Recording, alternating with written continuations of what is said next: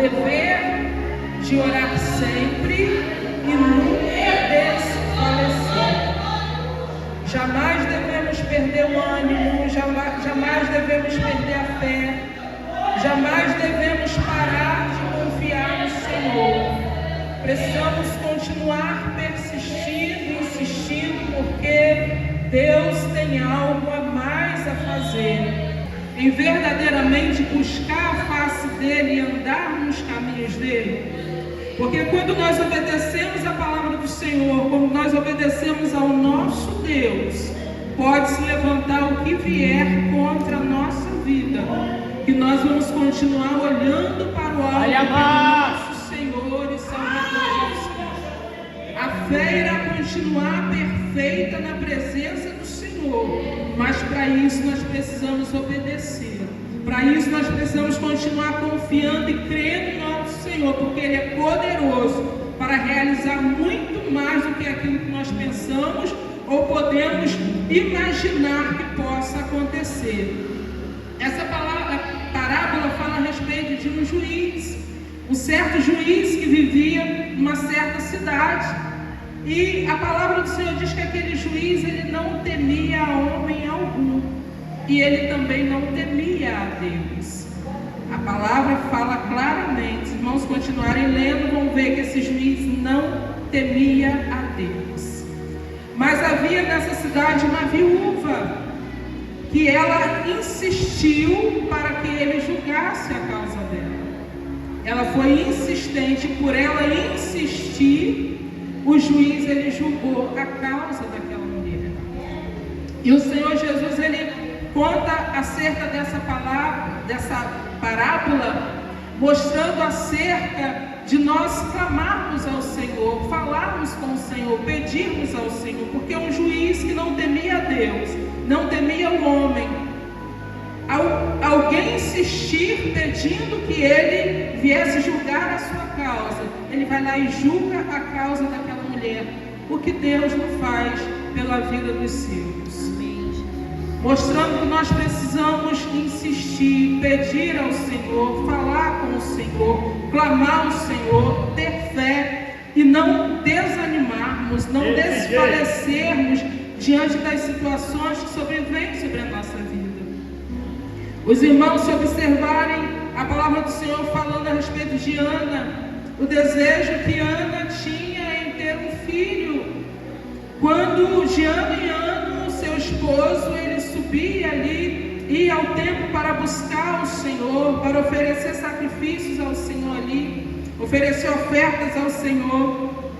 Ele ia com a sua família e Ana insistentemente orava ao Senhor.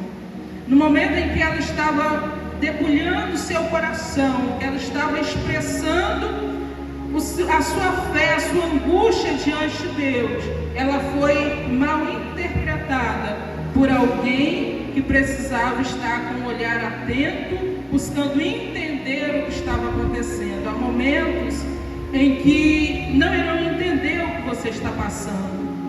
Há momentos que a aflição que você estiver passando vai ser tão grande. Há momento que irá apertar de tal maneira que aquele que te olhar vai te analisar de uma outra forma. Vai dizer que você está turbado, talvez vai dizer que você está desanimado, porque a sua aparência, no momento que vem algo sobre a sua vida, pode mostrar algo que o coração não está revelando aquilo, mas alguém vai interpretar daquela forma.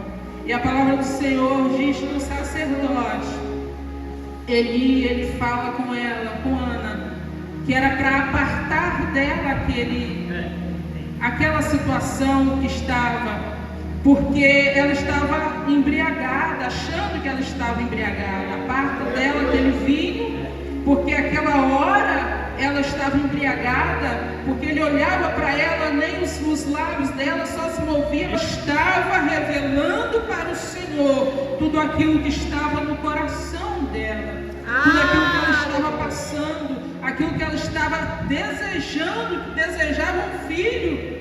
E o Senhor, ele naquele momento usa aquele homem e ele disse para ela: ir em paz. E quando ele disse para ela ir em paz, ela recebe aquela palavra e ela vai em paz. E diz a palavra do Senhor que Ana, ela pela misericórdia de Deus, ela concebeu e teve um filho varão, conforme ela desejou no seu coração, e ela orava ao Senhor. Então, irmãos, nós precisamos clamar a Deus, precisamos falar com o Senhor. Um louvor que diz: conta para Jesus onde está a sua dor. Ele é o remédio, confia no Senhor. Nós precisamos continuar confiando em Deus, porque havia momentos ali na consagração em que o Senhor, pela misericórdia de Deus, Ele me dava a palavra para me falar para os irmãos: olha, conta para Jesus tudo que você está passando. Meu Deus! Tudo que acontecer com você, como está a sua vida nesse momento, relata para o Senhor. Conta exatamente aquilo que você está sentindo. E na escola dominical a mesma coisa, o Senhor levava a falar essa palavra. Conta, relata para o Senhor o que você está passando. Amém. E teve um dia à noite que o Senhor me concedeu a mensagem ali, e eu falando essa palavra novamente. E o Senhor me fez olhar para uma determinada pessoa, e eu falei na direção dela: conta para Jesus, conta para o Senhor, tudo aquilo que você estiver passando, fala para Deus, revela para o Senhor. E passou um tempo, essa irmã, ela contou o testemunho. Ela disse que no momento que ela ouviu aquela mensagem, ela não estava passando por nada, ela não estava sentindo nada. Mas houve um dia em que ela estava tão triste, porque o filho dela falou algo tão triste que o coração dela parecia que ele tinha arrancado, jogado no chão e pisado no coração dela. E ela falou que ela foi mais cedo para a consagração, começa às 8, ela chegou às 7 e pouquinho.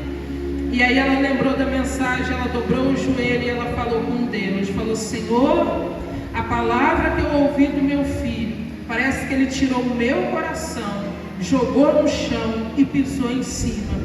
E eu estou sentindo uma dor muito grande. E ela disse que ela contou exatamente para o Senhor aquilo que ela estava sentindo. E quando ela acabou de falar, ela disse que tudo aquilo que ela estava sentindo foi embora. E a alegria entrou no coração dela.